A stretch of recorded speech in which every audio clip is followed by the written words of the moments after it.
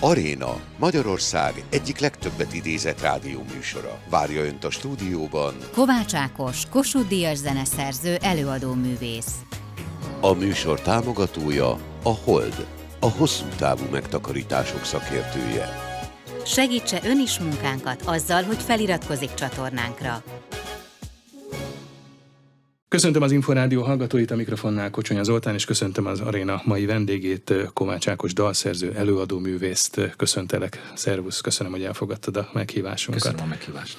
Metropolis a napokban megjelent az új dupla stúdió album, dupla CD-n, dupla LP-n, és természetesen a streaming felületeken is. Voltak korábban is hasonló formátumban dupla albumok, de ezek koncertalbumok voltak. Ez az első dupla stúdióalbum, immár több mint 3 évtizedes pályádon. Hát már a hagyományos albumformátum kapcsán is az jut az ember eszébe, hogy hát az is egy ilyen amolyan bátor vállalásnak tűnik. Egy inkább most már csak dalokhoz alkalmazkodó, letöltős, streamelős világban, de hát egy dupla stúdióalbum az talán egyenesen merészség. Így lehet? Hát bizonyos szempontból az, annak, aki olyan ember, mint én, hogy most már 36 éve zenélek, adhatok ki kiadványokat, ennek van közönsége. Hát ezek olyan jutalmak, amit az ember úgy is megélhet, hogy egy ilyen kis zárványvilágban él, a saját közönségének zenél. Ezt mindig félve mondom ki, mert hiszen a közönség nem a miénk, nem a sajátunk. De van egy kis közösség, amelyik elfogadja az embert, nem is olyan kis, mert ugye én játszhattam legtöbbször a Papp László sportarénában, annak az elődjében, a Budapest sportcsarnokban is. Tehát itt vagyunk egymásnak, a közönség figyelmérén mindig igyekszem megharcolni, és mindig is ragaszkodtam az albumformátumhoz. Igen, ez kétségtelen, hogy az elmúlt mondjuk 10-20 év alatt ez a világ, a mi világunk, a hangfelvétel kiadás világ az, és ennek a közönsége talán lemondott, hátat fordított ennek a műfajnak, lemondott róla, mármint az album műfajának. De most azt hallom egyébként a fiatalabb generációval szorosabb kapcsolatot ápoló emberektől. Én is apa vagyok, tehát én is a gyerekeimen is látom, de rajtuk ezt még nem figyeltem meg, hogy különösen az előadók, fiatalabb előadók újra kezdik divatba hozni az albumot, és albumban gondolkodnak. Hát talán ők is érzik, hogy azért valami elveszett ennek a formátumnak a háttérbe szorulásával. Na most, miután én nem ebben a világban élek, megtanultam, hogy mi a természetrajza annak, hogy változik a hallgatói hozzáállás, hogy valóban egy-egy dalokkal kell kijönni. Én is csinálok ilyet, ezen a lemezen is szerepelnek olyan felvételek, pontosabban olyan korábbi dalok, EP-ken, vagy korábban már középlemezeken. így úgy egyes dalként, vagy kisebb formátumú kiadványokon kijöttek, tehát én is igyekszem alkalmazkodni ehhez a helyzethez, de mégis ragaszkodom ehhez a formához. Miért? Mert sok évvel ezelőtt ebben szocializálódtam hallgatóként. De hogy ez egyúttal egy ilyen egységesebb zenei ívet feltételez? Tehát itt nagyon fontos a dalok egymás utánisága, egymásba kapcsolódás. Ugye a lemezbemutató sajtótájékoztatón is elhangzott ez a hasonlat, hogy regény és játékfilm. Egyébként érdekes módon a dupla albumnak a lejátszási ideje vagy játékideje az pont egy nagy játékfilmhez hasonlatosan 90-91 perc. Igen, nem így terveztem, de ez mégis egy beszédes párhuzam szerintem. Most ez nyilván egy nagy zoló párhuzam, hogy az ember egy regényhez hasonlít egy ilyen munkát, de egyébként bizonyos elemeiben valóban van hasonlóság. Tehát ahogy egy regénynek se a fejezeteit olvasgatjuk, noha nekem azért vannak kedvenc regényeimből, néha csak a megfelelő oldalt ütöm fel, ahol egy nagyon számomra kedves jelenet vagy fordulat van, de azért mégis egyben érdekesek. Na most én ugyanúgy utazom ezen a vonaton, vagy ezen az úton, ugyanúgy haladok, mint a hallgató. Tehát én ezeket a dalokat egyenként írtam meg, és mégis valami kohézió, valami összetartó erő mutatkozik közöttük, amikor egymás mellé rendeli őket az élet, meg az a sokfajta szempont, ahogy az ember például egy albumnak az évét kirajzolja. Nekem van egy ilyen táblázatom, amit most már legalább 2 évtizede fejlesztgetek, amiben mindig a készülő dalokat, a címeket, a szerzőket, a tempókat, a hangnemeket írom be, és hogyha az ember tartja magát ahhoz a szabályhoz, hogy azonos hangnemű dalok nem lehetnek egymás mellett, azonos tempójú dalok nem lehetnek egymás mellett, akkor előbb-utóbb ezek a idézőjelbe vett korlátok elkezdik kirajzolni a dalok egymás utániságát, a sorrendjét, és egy ívet is kirajzolnak. Tehát én úgy képzelném ezt, nem akarom túl misztifikálni a dolgot, hogy a kegyelem működésbe lép, és valami olyasmit csináltat az emberrel, ami a lehető legjobb eredményre vezet, és kevés tudatos elem van benne. Hasonlóképpen van ez, mint a szerzői munkánál, amikor az ember, vagy egy ilyen kisebb fajta szerzői módszer lett ebből, hogy egy egyszerű demót, amikor az ember egy gitáron megtalál egy jó akkordfűzést, vagy szintetizátoron megtalál egy jó hangzást, ugye itt a két fejezet azt is jelzi, hogy van egy északi oldal, meg egy déli oldal, az északi oldalon a gitárra támaszkodó hangszerelések, a másikon a szinti alapú hangszerelések vannak, de nem ilyen nagyon éles cezúra van a kettő között, de mégis egy határozott különbségtétel van. Amikor az ember megtalál egy jó, érdekes formát, egy zenei formát, én elkezdem kicsiszolni, elkezdem hangszerelni, és tulajdonképpen egy ilyen majdnem végső hangszerelési állapot, vagy a végsőhöz nagyon hasonlító hangszerelési állapotra jut az ember, és ez a forma, ennek a kidolgozottsága, ennek a határozottsága elkezdi a tartalmat behívni. Tudom, hogy ez olyan, mintha tudom misztifikálni, hanem pedig ez magában is misztikus, nem kell misztifikálni. Én velem ez így szokott történni. Tehát magyarul van egy tudatos eleme is, és van egy ilyen, amit én szeretek úgy hívni, hogy kegyelmi, vagy ez a hát igen, ez kegyelmi pillanatok sorozata vezet oda, hogy az ember szerzői munkát tudjon végezni egy dalban, aztán egy dalsorban, aztán 36 éven át, és ha az Isten megengedi, még van tovább is. Szóval úgy gondolnám én ezt, hogy meg kell tenni, tehát azt a részt ki kell satírozni, amit az ember megtehet.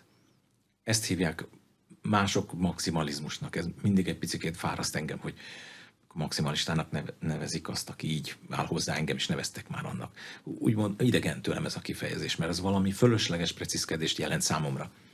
Tehát én úgy gondolnám, hogy az, hogy az ember ezt a körvonalat, amin belül a saját hatáskörébe tud dolgozni, azt be kell borítani színekkel, és ez a minimum. Tehát ez nem maximalizmus.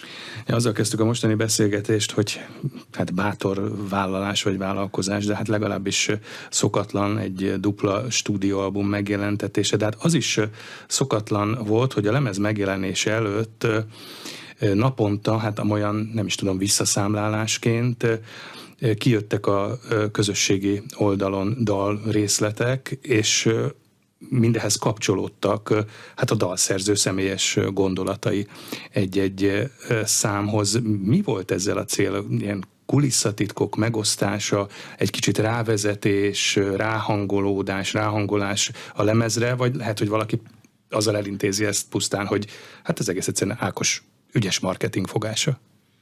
Így is lehet gondolni, én nem ennek szántam, biztos van ilyen olvasata is, és talán ilyen vonatkozása is van. De alapvetően arról van szó, hogy van egy közösség, akikkel kommunikálni lehet. Ez egy óriási jutalom, hogy én az utolsók egyike lehetek Magyarországon, persze az is lehet, hogy utánunk is jönnek, de én úgy látom, mintha az utolsók egyike lehetnék én, akinek még úgynevezett törzs közönsége van. Itt felnőtt emberekről van szó, vannak közte fiatalok is, meg tinik is, de alapvetően nem tínédzserekről van szó, akik mégis egy ilyen tínédzsekre jellemző lelkesedéssel várják, és követik ezeket a megnyilatkozásokat, ami engem azért be kell valami inspirál. Tehát, hogyha nem volna kinek beszélnek, az ember nem menne bele ilyen részletességgel akár tehát bennem az annyi közléskényszer nincs, hogy minden dalról megnyilatkozzam. Azért csinálom, mert örülök neki, hogy van, aki elfogadja. Na most ez jár praktikus izgalmakkal is. Például emlékszem, hogy amikor ezt a 22 kis dalrészletet megcsináltuk, ugye 22 felvétel szerepel a dupla albumon, 22 napig tartott a visszaszámlálás, mindig az éppen aktuális dalból 30 másodpercet közöltünk reggel 8-kor, és 18 órakor jöttünk hozzá néhány személyes sor. Tehát ezt ugye 3 különböző felületen tettük ki. Nem tudom, hogy ki szabad-e mondani, ugye a Facebookon, az Instagramon és a YouTube-on. Ehhez 3 különböző felületen kellett megírni minden napra a hírt, a Facebookon, az Instán és a honlapon. Ezek mindegyik különböző formátumban kéri a hírt, a linkeket, egyebeket. Ez azt jelenti, hogy egy napra 6 hírt kellett időzíteni. Ezt én magam csinálom. Hát ez azt jelenti, hogy ha jól számolom, akkor 156 hírt kellett megírni előre és időzíteni. Hát az is egy munka. Tehát ezzel csak azt akartam mondani, hogy az ember akkor vállal ilyen extra feladatokat a meglevőek mellé, hogyha van kivel kommunikálni. És olyan jó volt tudni azt, hogy emberek várják, és akkor szép lassan szinte a szó nem negatív értelmében rászoktak erre, és már egyre jobban vártak, és a végére már úgy összejöttünk, és igen, hát lehet, hogy ennek van egy marketing vonatkozása is. Én ugye nem ezért csináltam, de ilyen haszna is volt. Én olvasgattam ezeket a kommenteket, és az jutott eszembe, az volt számomra az érdekes, hogy ilyenkor hát a rajongók, vagy ez a törzsközönség, ha így nevezed, hogy törzsközönséged, szeretnek ilyen kódolt üzeneteket is megtalálni a dalokban, vagy akár a borítóban, és az jutott ez eszembe. Néha olyat is, ami nincs benne. Ami nincs benne, de majd mondok példákat, hogy miket hoztak föl, de az jutott ennek kapcsán az eszembe, hogy van egy ilyen, hát nem is tudom, a zenehallgatók, vagy akár a rajongók, zeneszeretők részéről egy ilyen kódfejtő hajlam, amikor próbálnak mögöttes tartalmakat felfedezni. Én arra emlékszem, ugye a 60-as, 70-es években a Beatles lemezborítókról is olvastak ki különböző dolgokat, ugye a Borsőrmesteren, hogy Paul McCartney miért áll háttal, igen. Az Abbey Road lemezen miért mezitláb megy át a járdán, és azt a következtetést vonták le, ő egyedül, hogy ő már nincs is, ő már a túlvilágon igen. van, és valami alter egója van csak a Beatlesben. Szóval szeretnek ilyen kódolt üzeneteket a rajongók felfedezni, és itt is egyébként voltak ilyen ilyen kódfejtő üzenetek, hogy a 22-es szám, hogy miért pont 22. Aztán többen észrevették azt, hogy Szent Mihály napjához időzítve igen. jelent meg a lemez, ahogy az előző lemezed is 5 évvel ezelőtt pont ebben az időpontban, sőt talán korábbi lemezek is, hogy erre az időpontra időzítve. Valóban vannak ennek olyan üzenetei, vagy olyan szándékai, amik ezt lefedik? Hát a 22-es számról nem tudok, hogy különleges jelentősége lesz. De és a Szent Mihálynak van, én Mihálita vagyok. Mondjuk gondolom, hogy van egy praktikus vetülete, hogy nyáron nem nagyon érdemes lemezt megjelentetni. Hát igen, azért én már csináltam sok olyan dolgot, ami mondjuk nem szabályos ebben a műfajban. Csináltam tavasszal aréna koncertet, ez volt 2011 májusában a Katonai Mája lemezbemutató koncertje, tehát nyilván vannak bizonyos sémák is, különösen akkor, hogyha az ember ilyen hosszan lehet a pályán, akkor kialakulnak ilyen saját sémák is, meg vannak erre a műfajra jellemző sémák, valóban nyáron nem nagyon érdemes kijönni egy lemezzel, ez tényszerűen így van. Én úgy szoktam csinálni, hogy Szent Mihály iránti tiszteletből, hogyha van valami aktuális mondandóm, akkor erre a napra időzítem. Felmerülhet a kérdés, hogy miért. Most a lelki vagy hitbéli okait azt nem tárom fel a maga teljességében, de teljesen egyértelmű, hogyha valaki a mennyei seregek vezéréhez lelki kapcsolódási pontot talál, akkor ez éppen elég. Nem is kell nagyon magyarázni. Ha valakitől ez a meglátás idegen, akkor annyit mondok, hogy a Szent Mihálykor hajtották be a jószágot. Ugye akkor a ridegben kim voltak a gulyával vagy a birkanyájjal, és akkor behajtották, és meg kellett számolni, hogy egyrészt, hogy nem veszette el belőle, hogy mennyi volt a szaporulat. Tehát a számadás napja volt, Szent Mihály napja, szeptember 29-e. Most éppenséggel 27-én jelent meg az album, mert 29-e vasárnapra esett, és ez akkor nem lehet kiadvánnyal megjelenni. És tehát egyfajta számadás is az, amikor egy ilyen összefoglaló munkát az ember, ahogy közkeletű kifejezésen mondani, hogy szokták, az asztalra letesz. Tehát itt beszámolom, hogy mivel töltötte az elmúlt 5 esztendőt szerzői oldalról. Most abban bele sem akarok menni nagy részletességgel, hogy mi minden történt az elmúlt 5 év alatt, a viszonylag nagy sikerű 2019-es Idősziget lemez megjelenése óta, de sok minden. Hát egyebek mellett kiadtam egy prózakötetet, leforgattunk egy kis játékfilmet, készítettünk ilyen karanténadásokat, amiről te is rendszeresen beszámoltál itt a rádió hullámhosszán. És hát plusz még körülöttünk is nagyon sok minden történt. Hát ugye volt egy Covid, volt egy pandémiás helyzet, amihez ugye a karanténnapló is kapcsolódik. Közben a szomszédunkban kitört, és mindmáig tart egy háború. Tehát ez az 5 év, ennek a foglalata, ez elég sűrű volt. Hát szokták kérdezni, mi inspirál még ennyi időn át tartó dalszerzés után, hát az inspirációhoz gyúanyagot bőven ad a világélmény, az életélmény. Az, hogy itt élünk Európa szívében, én így szeretek magunkra gondolni, és a szomszédunkban zajlik egy öldöklő háború. Hát ez egyszerűen, és ráadásul 1001 előjele volt, hát ezen a lemezen is szerepel, az északi oldal dalsorát zárja le, az utolsó Békeév című dal. Ezt 2021, ha jól emlékszem, októberében adtuk ki ezt a középlemezt, azon 4 dal szerepelt, ez zárta le. akkor mindjárt kaptam ilyen visszajelzéseket, hogy miért kell riogatni az embereket ilyenekkel, hogy utolsó békeév, meg mi lesz itt háború. És 4 hónappal később kitört az az értelmetlen öldöklés, a ma is tart. Tehát ez őrjítő. Hát azt gondoltuk, én legalább 68-as születésű vagyok, 56 esztendős vagyok, 4 gyerekem van. Én azt gondoltam, hogy tehát mi a béke szigetén, Európában élünk, persze jönnek... Hát, hogy hozzászoktunk, Európában hozzászoktunk a békéhez. Persze, jönnek háborús hírek innen, meg onnan, a világ kevésbé szerencsés fejlődésű részeiről, de hogy nekünk nem kell ezt majd megtapasztalni. Hál' Istennek azért közvetlenül még nem kell megtapasztalni. Na de hát magyarok azért ezt megtapasztalják Kárpátalján, akiket nem tudom, minden másnap van egy hír arról, hogy egy kárpátaljai magyar meghalt a küzdelmekben. Tehát ez sokkal közelebb van hozzánk, mint akár csak a németekhez, a franciák, a portugálokhoz. Nem azt mondom, hogy őket nem érinti, különösen a mindenféle szankciók meg egyebek miatt, nem beszél az inflációról, meg sok minden másról, de alapvetően, tehát magyarul én csak annyit mondok, hogy Latinovics nagy hősöm, és olyan sokszor hallottam, vagy legalábbis lehet, hogy csak sokszor hallgattam meg azt az egy megnyilvánulását, amiben arról beszél, hogy ha nagy világjelentőségű kérdésekről gondolkodunk, akkor először mindig a költőinkre figyeljünk, mert a költőink érzékeny antennával rendelkeznek arra, hogy vajon mi közeleg. És nem jó kimondani, hogy hatalmas vihar közeleg, nem jó ezt érezni, nem jó dalba írni, mint a lemezt indító Ember maradj című számban benne van. De mégis ezt érzem, hogy folyamatosan egyre több mindent kell elfogadjunk, amit korábban elfogadhatatlannak tartottunk. És igen, ezen a lemezen ennek is hangot ad az ember, hogy engem ez foglalkoztat, a gyerekeim sorsa foglalkoztat, én magamért nem aggódom. De persze. De miben látod ezt a vihart, vagy mi lehet ez a vihar? Hát van egy ugye mondjuk el, hogy azért a lemeznek van egy alcíme, egy Orwelli üzenete is. Hát nem tudom, a hallgatóink is érzékelhetik azt, és biztos vagyok benne, hogy érzékelik, és máskülönben nem reagálnának úgy erre a lemezre, ahogy, hogy nincs egy hete, hogy megjelent a kiadvány, és nem lehet CD-t kapni, pedig azt hittem, hogy túlnyomtuk az első standinget. Hát ez őrjítő, nagyon klassz, pozitív dolog. Most kétségbeesve keressük a CD gyártáshoz az alkatrészeket szerte Európában, mert már nem gyárt senki CD-t, csak én vagyok ilyen bolond, vagy még kevesen nyilván vannak. Tehát már nincs az a korábban rendelkezésre álló stabil gyártói hálózat. Hát ez is a megváltozott időket jelzi.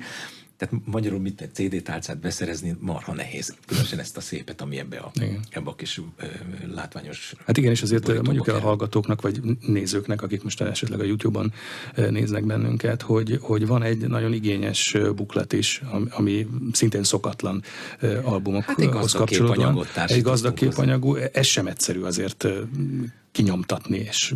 Nem, valóban meg én vagyok az űrge, szóval, hogy mondjam, lehet, hogy ez mániákusságnak tűnik, és akkor elnézést kérek, de szeretek minden szegmensében részt venni a produkciómnak, és én választom a betűtípust, ennek a képnek a létrehozatalában főszerepem volt, de nem magamra akarok beszélni, a papír, én választottam ki a papírt, ami ráadásul kiderült az első próbanyomáskor, hogy sokkal nagyobb intenzitással szívja magába a festéket, tehát ezt teljesen másképp kell megnyomni, mint egy ilyen nagyon érdekes, ilyen merített papír jellege van. Na de helyesebb, hogyha a tartalomról beszélünk. Hogy igen, térjünk vissza talán ehhez ez a fenyegető viharhoz. Hát nem tudom, hát remélem, hogy nem az, aminek látszik. Tehát ki a fene gondolta, hogy mondjuk 21 nyarán, hát én gondoltam, de azt is reméltem, hogy nem válik ez valóra, mert hiszen megírtam ezt a dalt. De hogy háború lesz a szomszédunkban, hogy Magyarországgal, határos országban háború lesz, ahol ráadásul emberek 100 000-ei pusztulnak el, meg mit tudom, a lakóházak omlanak össze, meg csak nem akarom dramatizálni a dolgot, mert nem az én dolgom ez, hogy még drámaiban fogjunk fel egy olyan helyzetet, ami önmagában is elég drámai. Tehát magyarul van mire reagálni. Én úgy tanultam, ugye én versmondó is voltam kölyökkoromtól, Latinovicsra és a verseken keresztül találtam rá, és erre a mondatára is, ami máig velem van, hogy azok a költők, írók, akik nekem fontosak, dalszerzők fontosak lettek az évek során, azok majdnem mind hasonlóról vagy ugyanarról beszélnek. Tehát aggodalmukat fogalmazzák meg a saját műfajok nyelvén, arról, hogy hova tart a világ, hogy nem jó fele tart. Na most lehet, hogy ez egy pszichózis részemről, hogy nekem muszáj ezeket az embereket követni, mert ők voltak a legnagyobb hatással az életemre, de én ezt nem így élem meg, hanem tőlük azt tanultam, hogy a világért aggódni az nem fölösleges, legfeljebb lehülyezik az embert, azt mondják, hogy mit kellett itt riogatni. És én örülök, ha nem lesz igazam. Tehát én egyáltalán nem ragaszkodom ahhoz, hogy én nem tartom magam Nostradamusnak, maradjunk ennyibe. Tehát én úgy képzelem ezt, hogy az ember reagál a világra, és bizony kiolvasható bizonyos tendenciózus jelek arról, hogy merre megy. Hát én úgy veszem észre, hogy van a világunkban egy erő, egy láthatatlan erő, egy számon kérhetetlen erő, amit az őstörténet óta nagyjából ugyanazokon a neveken nevezünk, és az erő, ez a megosztó, a szétszóró, a közénk éket verő erő. És például az Embermaradjban, meg más dalokban azt próbáltam megfogalmazni, hogy próbáljunk emberek maradni egymás számára akkor is, ha ez az erő folyamatosan szembe akar bennünket fordítani egymással. Tehát, és bizony az sem ártana, ha visszanyernénk a képességet, hogy az égre kiáltsunk a segítségért. Ami a lemez záródala. Az lemez záródarabja, az égbe kiáltó. Mert valahogy úgy van ez, én így képzelem, hogy aki nem tud kérni, azon maga az Isten se tud segíteni. Van egy példabeszéd, nem akarok itt evangelizálni, hogy Jézus alszik a hajóba, óriási vihar van, és hát el tudjuk képzelni, hogy valaki a viharban alszik. Én például nem. De a példabeszéd úgy van, hogy amíg nem ébresztik fel, és nem kérik, hogy hát Jézuska, légy szíves, csinálj valamit, addig nem csitítja le a vihart. És amikor kérik, akkor lecsitítja. Na most lehet, hogy én ezt gyermekien értelmezem, vagy ez túl naív részemről, elfogadom, ha valaki így gondolja, de alapvetően én azt tanultam meg, hogy annak se adatik mindig, aki kér, de aki nem kér, az biztos nem fog kapni. Ugye a hit vagy a szakrális vetület az a korábbi lemezeken, albumokon is tetten érhető volt. Itt a mostanin is a Golgota című szám, vagy az album záródala, amit az imént említettünk, azért ebben a szakmában, nevezzük ezt most szakmának, rockdalokban, popdalokban kevéssé köszönnek vissza ezek a témák dalszövegekben. Hát én úgy képzelem, vagy úgy gondolok a mi műfajunkra, én attól tartok, hogy ez nem szakma, mert a szakmának vannak írott meg íratlan szabályai, ennek a műfajnak pont ez a szépsége is, meg a nehézsége is, meg a furcsasága is, hogy én nem veszem észre, hogy olyan sok szabály lenne. Talán jó is ez, és van hátulütője is. De alapvetően az ember arra ezt a formát olyan közlésre használja, amire akarja. Tehát lehet csasztuskát írni, meg reklámzenét, meg mindenféle dolgot. Ugye nagy nyugatos költőink sokszor viccelődtek is ezzel, hogy ilyen reklámrigmusokat gyártottak szabad idejükben. Viccből, humorral, derűvel. Én úgy képzelem, hogy ezt a műfajt az ember úgy használja, mint bármelyik másikat. Tehát ahogy lehet humoreszket írni, meg Tolsztoj is írhatott regényt, tehát ez akármire. Arra is, hogy az ember akár a hitéről beszéljen, vagy a kétségeiről, vagy az öröméről, vagy a veszteségélményéről, mint minden műfaj, amit valahol... Csak hogy azt gondolná az ember, hogy ez nagyon különösen személyes és belső ügy. Na de miről szóljon egy szólólemez, hanem a szólistának az érzéseit. Tehát, de néha így számon kérik, hogy az ember miért nem beszél minden oldalnak a problémáiról. Nem tudom. Hát én nem programverset írok, én nem mások érzéseit gyűjtöm csokorba, és énekelem meg. Hát ez egy alanyi műfaj. Drága Babics tanárnőtől, akivel 4 évig hadakoztam a Fazekas Gimnázium tanulójaként, azt tanultam meg, hogy a líra örök jelenidejű, egyes szám, első személyű műfaj. Nagyon fáj. Ugye?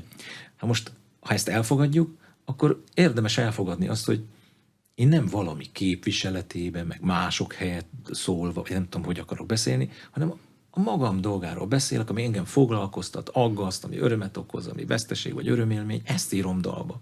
Hát én szerintem, tehát reményem szerint most amellett, hogy valóban vannak ilyen dalok itt, mint a Golgota, vagy az utolsó békeév, vagy az Ember maradj, hát azért ebben rengeteg derű, meg remény is van ebben a lemezben. Hát egymásra kell nézzünk, emberek. A helyzet, az egyre szűkülő, egyre korlátosabbnak ígérkező helyzet, előbb-utóbb rákényszerít majd bennünket arra, és milyen jó lenne, ha nem kéne a kényszerig eljutni, hogy olyan emberek is összefogjanak, egymásra nézzenek, akik esetleg majdnem semmiben nem értenek egyet. Szóval muszáj lesz. Én így érzem. De ne legyen igazam. És a témánk továbbá is a napokban megjelent Metropolis című új dupla stúdióalbum, amelynek már utaltunk rá, hogy van egy alcíme, ez úgy szól, hogy Make Orwell Fiction Again, hát ezt talán úgy lehetne lefordítani, megpróbálom helyesen, hogy tegyük újra fikcióvá Orwellt, talán ez lehet, vagy... Hát nagyon nehéz magyarra azért... fordítani, hogy pontosan visszaadjuk ennek a humorát, mert ebben a keserűségben... Ez humoros, vagy inkább fenyegető? Humoros? Hát szerintem az, hogy tegyük már vissza a könyvtárba Orwellt, tehát legyen belőle újra egy fiktív történet, és ne az legyen az érzésünk, ami egyébként nyugodtan lehet. Hogy most egy hasonló világban élünk? Hát igen, hogy Orwell, ugye, aki ez az 1984 című regényét 48-ban írta le, és szerintem a korabeli Szovjetunióra több utalás van benne, és általában az autoriter rendszereknek a működéséről szól, és annak a térképét adja, de inkább elrettentés volt a célja az én nézetem szerint sem, mint hogy kézikönyvként szolgáljon. Most pedig olybá tűnik, mint hogyha az az erő, amelyikről korábban beszéltünk, ez úgy nyilvánulna meg, mintha ezt egy ilyen térképként használná. Ez utal arra is, ez az alcím, hogy a Make America Great Again az egy ilyen politikai szlogen lett, hogy volt-e valaha nagy az, amit most újra nagyjá akarnak tenni, azt én nem tudom. Bizonyára voltak olyan elemei, amikor nagynak élhették meg a saját állami létüket. Tehát alapvetően erre, tehát én ebben érzek egy humoros vonalat, hogy ez egy ilyen átalakított politikai szlogen. Ugyanakkor van komoly tartalma is, hogy az, amiről az imént beszéltünk, hogy próbáljuk már fikcióként kezelni. Ugyanakkor ebben van egy csomó olyan mozzanat a könyvben, ami most körülöttünk megvalósulni látszik. Hát először is nagyon kell vigyáznom, hogy milyen konkrét példát mondok. De mondok egyet, ami szerintem nagyon pontos és kiemelkedő, eklatáns példa. Syme a megszállott értelmiségi, na már itt érdemes egy picit leállni. Hogy a megszállott, ismerünk ilyet? Syme a megszállott értelmiségi szópusztítással foglalkozik a könyvben. És arról magyaráz Winstonnak, hogy milyen csodálatos dolog a szópusztítás, mert hogyha van egy olyan szavunk, hogy jó, akkor mi szükség van arra szóra, hogy rossz, mert az, hogy nem jó, éppen úgy megfelel a célnak, és hogy így szép lassan kiírtunk egy nyelvnek egy szabad szemmel, és ha lehetne szabad szemmel látni, jól látható részét, és a végén már csak egy szóval lehet kifejezni mindent, és az lesz a leggyönyörűbb. Na most én úgy képzelem, nem vagyok a szavak embere, aztán mégis a szavak embere lettem, hogy az ember verbális lény, ami azt jelenti, hogy a szavakon keresztül gondolkodik az eszményeiről. És hogyha például a politikailag korrektnek nevezett közbeszéd elvágja bizonyos szavakhoz vezető útjainkat azzal, hogy nem engedi használni őket, vagy az eredeti jelentésüket eltorzítja, megmásítja, használhatatlan, akkor nem tudunk bizonyos dolgokról gondolkodni se. Lehet, hogy ezt rosszul gondolom, de majdnem rögeszmeszerűen rögzült már nekem. Tehát úgy képzelném én, hogy sok-sok párhuzam van a jelenleg formálódó, fortyogó, jelentős átalakulásban levő világunk és az Orwell által leírt disztópia között. És hát ugye nekem ehhez a szerzőhöz talán mondhatom, hogy valamicske közön mégiscsak van. 16 éves koromban éppen 1984-ben olvastam először még szamizdatként a regényt, egy ilyen ragacsos stencilezett példány járt kézről kézre a gimibe. Aztán megnéztük a filmet, aztán eljött az úgynevezett rendszerváltás, akkor már meg is jelent a könyv, akkor egy másik fordításba olvashattam el újra, megint nagyon megütött, nagy hatással volt rám, olyannyira, hogy a Bonanza Banzai énekese, szövegírója voltam, és egy egész lemezt szenteltünk, vagy szenteltem én magam szövegíróként az Orwelli világnak. Mondta is akkor a lemezgyári szakember, 1990-et írtunk, hogy ez nem jó cím. Mondom, de miért nem jó cím? Azt mondja, hát mert azt fogják hinni, hogy elnéztétek a naptárt. Hát ezt a szellemességet egy picikét zárójelbe tettük, és megjelent ez a lemez. Aztán ez volt 1990-ben. Aztán 2005-ben, némileg a lemezzel összefüggésben volt egy olvasás népszerűsítő sorozat a magyar televízióban, az volt a cím, hogy A Nagy Könyv. És mindenki ilyen hírességek egy-egy könyvet képviseltek. Az se véletlen, hogy nekem pont az 1984 jutott, és akkor egy ilyen kis filmet, egy ilyen kis kampányfilmet kellett forgatni róla, ahol az ember hol a könyvről beszélt, hol pedig voltak ilyen dramatizált jelenetek, ahol én játszhattam Winstont, és például Méhes László volt Szájm, a szópusztító megszállott értelmiségi. Aztán 2012-ben csináltam egy magányos stúdió munka során elkészült lemezt, az volt a cím, hogy 2084, szintén Orwellre utalt, és ott is egyértelműen ilyen antiutopisztikus, disztopikus képek sorakoztak. Úgyhogy ez csak egy jel a sorban, ilyen értelemben, támaszkodva az előző impulzusokra, vagy az előző megjelenésekre is. Ha ő Isten megengedi, és még fog tovább dolgozni, akkor valószínűleg ez refrénszerűen vissza-vissza fog köszönni. Ez a említett Orwelli világ, ez a disztopikus, utopisztikus, elmagányosodott világ, egyébként a borítón is visszaköszön, illetve a CD-hez társuló bukleten is visszaköszön képanyagában, és a dalszövegek is utalnak a gépek és a mesterséges intelligencia vezérelte életünkre. Ugyanakkor meg úgy tudom, az album képanyagát a mesterséges intelligencia segítségével alkottátok meg, vagy generálta ez. Akkor ez most hogy is van, hogy használjuk, de féljünk tőle? Összefügg a két dolog. Szerintem ez egy eszköz, amit nyugodtan meg lehet tanulni használni, és mondjuk egy grafikától még nem fog összeomlani a világ. Ezt mostantól kezdve a kreatív emberek számtalan műfajban állandóan fogják használni, éppen úgy, mint a festőpalettát korábban. Az egy másik kérdés, hogy kell-e ezt a mesterségesnek és intelligenciának mondott valamit nagy döntéshozatali rendszerekbe beemelni. Tehát úgy gondolom, ez a két dolog, ez teljesen más síkon mozog, mint probléma. Tehát, hogy kreatívan használja az ember. Itt szeretném elmondani, hogy ennek a borítónak és a lemez tartalmának az előállításakor kizárólag természetes intelligenciát használtunk. Tehát ugye a mesterséges intelligencia végén azért ott az ember. Most még ott van, és addig jó. Tehát úgy képzelem ezt, vagy úgy használtuk ezt. Ez egy prompt, ez egy nagyon drága előfizetéssel lehet egy kapacitással beszélgetni promptokon keresztül. Először is jól kell tudni angolul, másrészt jól kell tudni megfogalmazni az embernek a képi céljait, harmadrészt meg kell tanulni a programnyelvet, negyedrészt rá kell jönni, hogy olyan soha nem lesz, hogy az ember azt mondja, hogy csinálj borítót, megnyomja a gombot, és kijön a borító. Tehát ez nem így működik. Tehát ha most valaki azzal vádolna esetleg, hogy a mesterséges intelligencia megcsinálta nekünk a borítót, erről szó sincsen. Tehát ebben a képben, a frontképben legalább 6 különböző generált, hosszú hónapokon át tréningezett generált kép van. Tehát tréningezni kell ezt az eszközt is arra, hogy megértse, hogy mi mit akarunk. Ez nem olyan egyszerű. Tehát heteken át dolgoztunk rajta. Én például keverés közben is néha Lepés Gábor hangmérnök barátom háta mögött ülve félfüllel a keverést hallgattam, és mondtam, hogy mit változtassunk rajta. Egyébként meg promptokat írtam, és próbáltam megérteni, hogy miért nem ért meg engem a drót másik végén az a képalkotó szoftver, vagy én mit vétek el. Most, ha ő intelligens lenne, akkor válaszolt volna nekem, hogy figyelj, öreg, ezt szúrtad el. De ezt csak így hívják, hogy AI, hogy Artificial Intelligence, de ez nem intelligencia. Én úgy képzelem, hogy az intelligencia az, amikor magunkra ismerünk. Azt nevezem intelligensnek, aki magára ismer, a saját végességére ismer, és rögtön fölé és alárendeltségi viszonyban, úgynevezett hierarchiában helyezi el magát. Tehát intelligens majdnem, hogy csak az lehet, aki maga fölötti dimenziót tételez. Tudom, hogy ez egy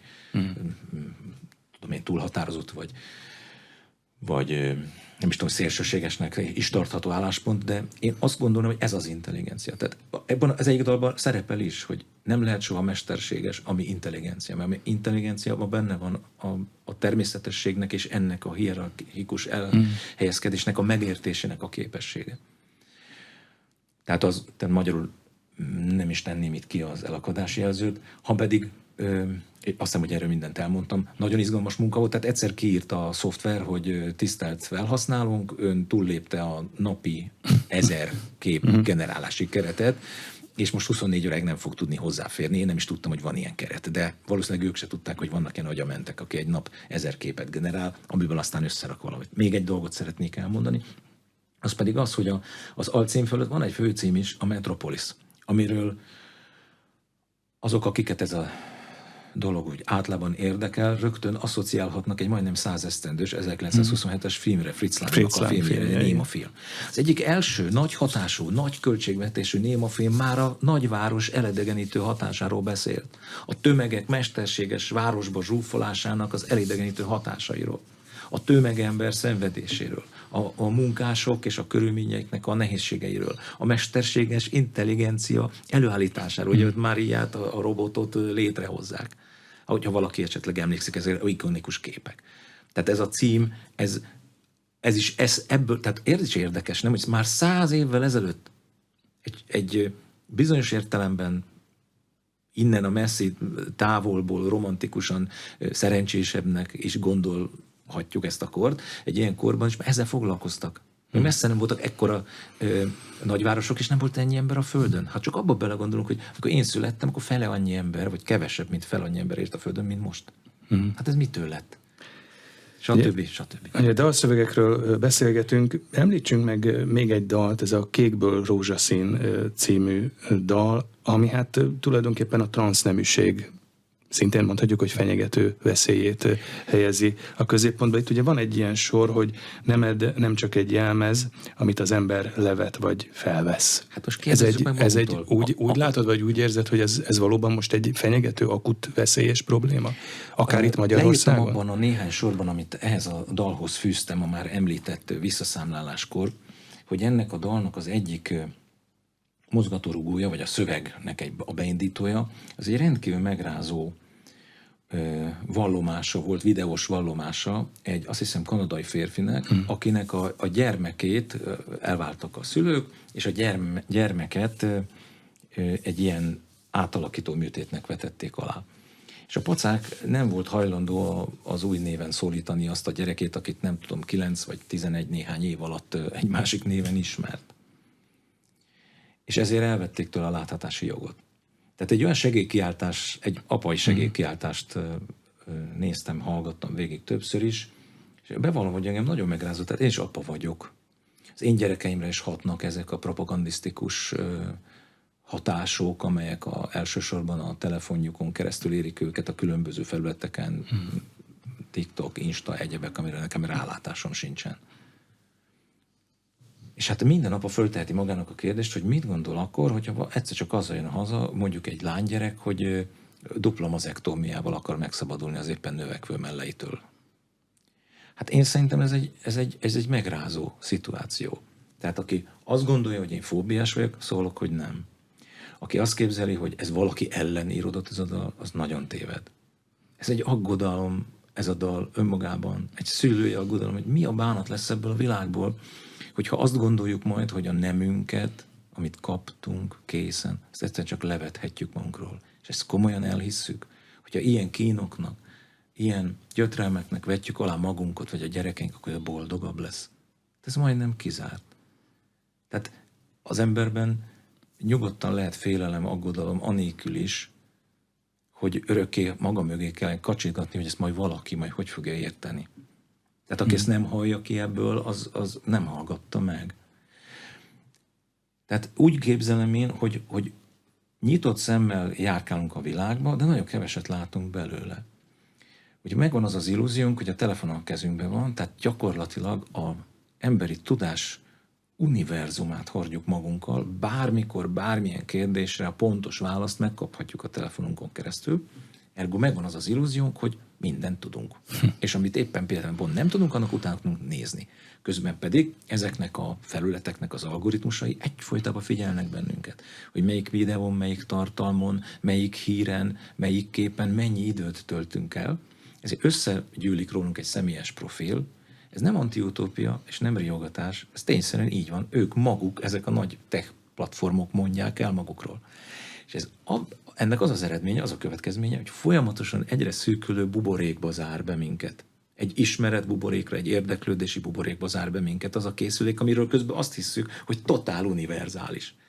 És ezért van az, hogyha valami, hát bocsánat, te Fűzfa poéta magától idéz, a 2012-es már említett antiutopisztikus lemezen, vagy talán korábban, csoda tudja már. Ja igen, ez egy korábbi lemezen volt, hogy a Gépszabadság című dalban, hogy amiről nem tudnak, az nem is létezik.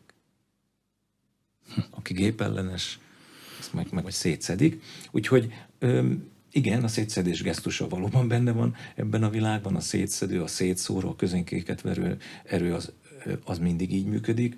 Nekünk meg össze kell kapaszkodni, és meg kell látni a másikban a jót, és meg kell látni azt is, talán van jó ebben a lemezben is, ami meglátható, hogy ez egy az általam látott, általam megírt, kétségtelen nagyon szubjektív kor és kórkép.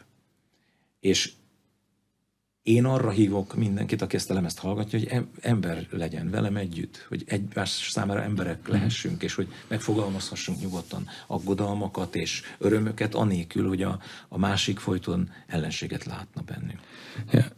A beszélgetés első felében már elhangzott, hogy az első nyomás a stúdióalbumból, a CD-ből az már elfogyott, és már ugye utánnyomás szükségeltetik egy héttel a megjelenés után. Hát nyilván ilyenkor azért ez visszajelzésként már siker. Vagy egyáltalán mi a siker ebben a műfajban? Vagy a te számodra mi a siker? Hát ezt nagyon nehéz megfogalmazni, iszonyú jó kérdés.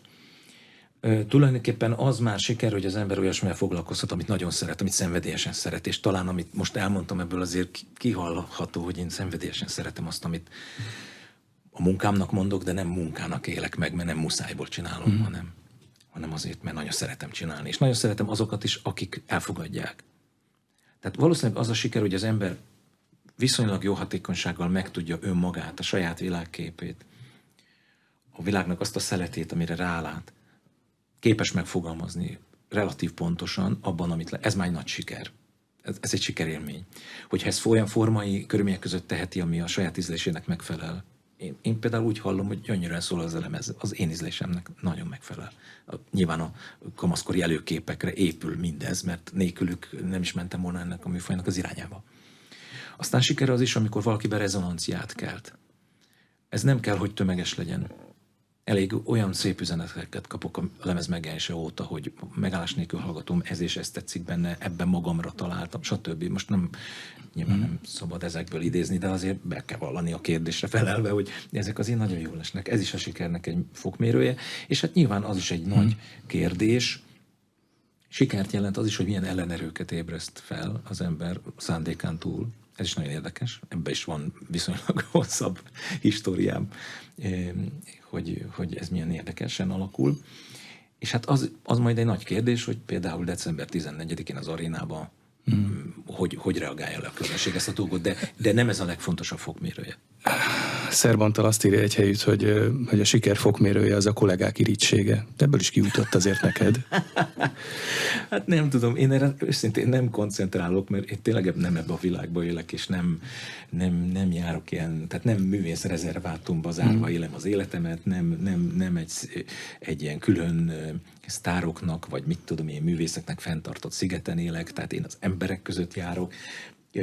Kapok néha nagyon szép és nagyon másfajta visszajelzést is.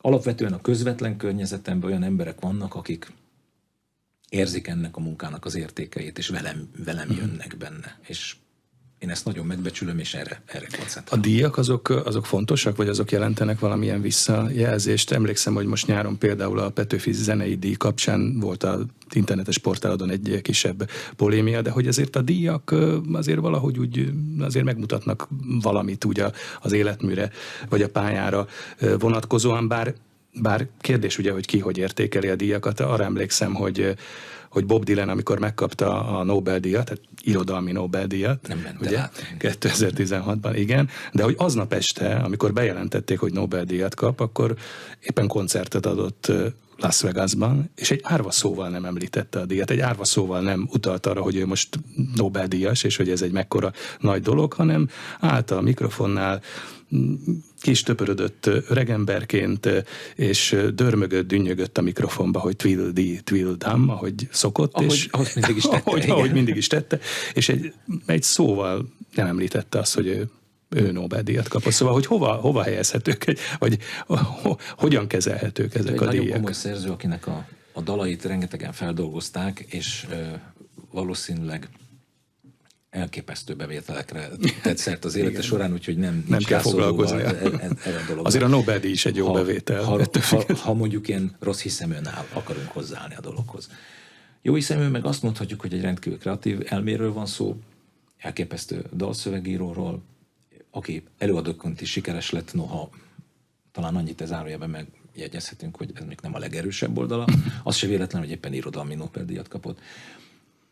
Ezen a pályán, vagy ebben a műfajban a kétfajta visszajelzést kap az ember. A szakmait és közönségbeli visszajelzést. Most írhatom oda, hogy is van még a harmadik, a kritikai tér, de az mindig érdekvezérelt, ha pozitív, ha negatív, teljesen mindegy, akkor is az.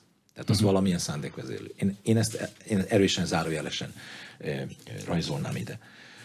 Most, hogyha az a kérdés, hogy nekem mi fontos, rengeteg szakmai elismerést is kaptam. Például van, amit magyar Grammy-díjként emlegettek sokáig, az Arany Zsiráf, ami később fonogramdíj lett, hát ezt én 15 alkalommal kaptam meg.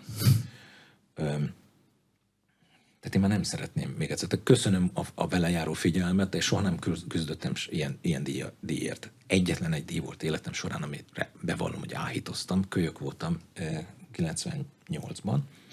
Hát már talán nem is annyira kölyök, mert 30 esztendős voltam, de akkor még volt ilyen, hogy az év klipje díj. És az életem első kliprendezése, az az Ikon című klip volt, és bevallom, azt nagyon szerettem volna, és azt megnyertem. És azóta nem vágyom díjakra, tehát én nem harcoltam semmiért, hogy nem tudom, mit kapjak, Középkeresztet, vagy Kossuth díjat. Nagyon örülök neki, nagyon megtisztelőnek tartom. Igyekeztem ezeket a díjakat mindig úgy kommentálni, úgy értelmezni, hogy ez a nagy közönség szeretetnek is szól, talán a műfaj népszerűségének is szól, tehát nem arra gondoltam, hogy amire esetleg más gondolt volna. Na, tehát magyarul jó a díj, mert ráirányítja figyelmet valamire. Nem is mindig a legjobb figyelmet irányítja rá. Tehát most megkaptuk a fantasztikus nagy munka volt egyébként, a 30 év című jubileumi koncertünk tavaly, amivel 2 operaházat, egy csordultig telt Papp László arénát, 3 különböző vidéki nagy sportcsarnokot töltöttünk meg. És utána tehát ilyenkor kialakul a narratíva. Tehát az ember kényszeresen magyarázza a világot, én is, mindannyian. Ez a rádió, ez egy narratíva képző hely, ahol világmagyarázatok születnek. És mindenki magának is, ugye magánvilágmagyarázat, hogy ha valakinek az az érzése, hogy valaki nem szimpatikus neki, azt mondja, hogy mert azért mennek neki a dolgok, mert. És a díjat is azért kapta, mert. Én nem tudom, hogy én ítéltem magamnak a díjat, nem is kértem ilyen díjat, nagyon örültem neki, ráadásul pont egy olyan koncert kaptam, tényleg egy nagy volumenű dolog volt, a győri filharmonikusokkal léptünk fel, meg a pécsi Voice Singers-szel, a 30 esztendőnyi szólópályát tekintettünk át, nagyon izgalmas, 2 felvonásos dolog volt, zenikailag is egy kifejezetten látványos dolog volt, a belőle megjelent dupla CD és tripla LP, az hetekig vezette az eladási listákat, nem sokára megjelenik belőle, talán karácsonyra a képhordozó is, és lesz belőle nagy felbontású tévéműsor is, és akkor majd le lehet ellenőrizni, hogy ez valós volt. Tehát magyarul, hogyha én nem a díjakért dolgozom, ezt már nem először mondom, mert most nem mondom ennedszer is, hogy ezek fontos dolgok, például arra jó, hogy a figyelmet rá lehet irányítani egy produkcióra. Alapvetően a közönség visszajelzése az elsődleges és legfontosabb ebben a műfajban. Akárki, akármit. Tehát beszélhet a kritika, lehet a díjakat is dobálni a helikopterről a résztvevők közé. Számítani mindig az fog, hogy a koncertre eljönnek az emberek, megveszik-e a lemezt, vagy hallgatják-e a dalokat. És hát, hogyha a koncert, akkor december 14-én lemezbemutató koncert az arénában. Első hangtól az utolsóig elhangzik majd a dupla album. Ezt mondtad? Ebben reménykedem, mert ezt még a zenekari szűrőn át kell passzírozni. Én a zenésztársaim visszajelzéseire mindig nagyon hallgattam, remek muzsikusokkal játszom együtt. Tényleg nagyon szeretem őket zenészként, és a barátaim is, Bánfalvi Sanyi, dobos, Káló Peti, basszusgitáros, Madarász Gábor, nagyszerű gitáros, és régi fegyvertársam Lepés Gábor, billentyűs, aki ennek a lemeznek a hangmérnöke is volt. Tehát ezt nyilván a zenekari plénum elé fogom vinni. Mikor hallgatóként, befogadóként elkezdtem ezzel a műfajjal foglalkozni, hamar látszott az, hogy tehát vannak ilyen csúcspontok, vagy ilyen sűrűsödési pontok ebben a műfajban. Tehát akikből igazán nagy sztár lesz, most nem a csillogó popsztárokról beszélek, hanem olyan emberekről, mint mondjuk a Genesis, Peter Gabriel, Phil Collins, vagy a Pink Floyd. Nem én választom ki őket kiválasztotta nek nevezzem, közizlés, amit persze sok erő alakít mindig, és ami sok furcsa információs kereng róluk, de például csak ezek a legnagyobbak, az én ismereteim szerint, csak ezek a legnagyobbak engedhették meg maguknak, hogy teljes lemezt végigjátszanak egy koncerten. Ugye a Fal című, mondhatjuk talán, hogy remek mű, ez többször ilyen előadásra került. Na most ezért az én lehetőségeim jelentősen mások, mint az előképekéi, de talán ezt most megkockáztathatjuk. Ez pont egy olyan évet lerajzoló lemez, amivel ezt meg lehetne kísérelni. Remélem, hogy ez sikerülni is fog, mert rendkívül látványos előadásnak ígérkezik. December 14-én meglátjuk. Én az arénában egyébként ott a nézőtérrel is mindig az az érzésem, hogy azért ott a színpadon állónak kilépni egy ilyen méretű helyszín színpadára 10-12 ezer ember elé, hát az feladat, az feszültséggel járó feladat, Hát, vagy azért persze. sokadik aréna koncert után ez megszokható? Nekem nem. Én sok egyéb szempontból is szeretek, sokszor mondják, hogy profiznak, amiben az nem is mindig csak pozitív, ugye hideg szívűt is jelentetlen az, hogy valaki professzionálisan áll hozzá. Olyan értelemben igyekszem professzionális lenni, hogy tisztességgel végezni a munkámat, de nem akarom rutinból végezni. Tehát én sokszor mondtam már magamról, és remélem, hogy van olyan nézőnk, hallgatónk, aki ezt nem a pejoráló értelmében érti, hogy én amatőr vagyok. Tehát izgulok. Rakkolós, készülős vagyok, agyon próbálom a bulit. A szegény zenésztársaim látják kárát, mert 5 hétig fogjuk játszani ezeket a dalokat, mire fölmegyünk a színpadra. Ugyanis megtanultam, hogy nem csak rajtam múlik. Tehát mindannyiunkon, a színpadiak, a színpad környékén dolgozó rengeteg embernek, amúgy rengeteg mindenem múlik. Az, hogy a befogadás, a percepció, az attól is múlik, hogy hogy alakítjuk a környezetet. Aztán, hogy milyen az eszmei környezet, meg az országunk szellemi környezete. Ugye, ez teljesen rajtam kívül álló dolog. Tehát én minden esetre hálát adok az égnek, és hálát adok a közönségnek is, hogy megint van erre módunk, és mindenki kérdezgeti, hogy mi lesz, ha ez nem lesz. Nem tudom, lehet, hogy egy pinceklubban is nagyon jól lehet koncertezni. Én koncerteztem már ott egyébként, mert hát mi kis produkcióként kezdtük, de aztán fölvitte az Isten a dolgunkat, és ma már külön élményt jelent, ha egy klubban játszhatunk. Most minden esetre december 14-én a Budapest Arénában, a Metropolis lemez pedig különböző formátumokban, a boltokban. Köszönöm szépen a beszélgetést. Köszönöm szépen. Az elmúlt órában Kovács Ákos dalszerző előadóművész volt a vendégünk itt az Arénában. A műsor támogatója a Hold, az év alapkezelője 2024-ben.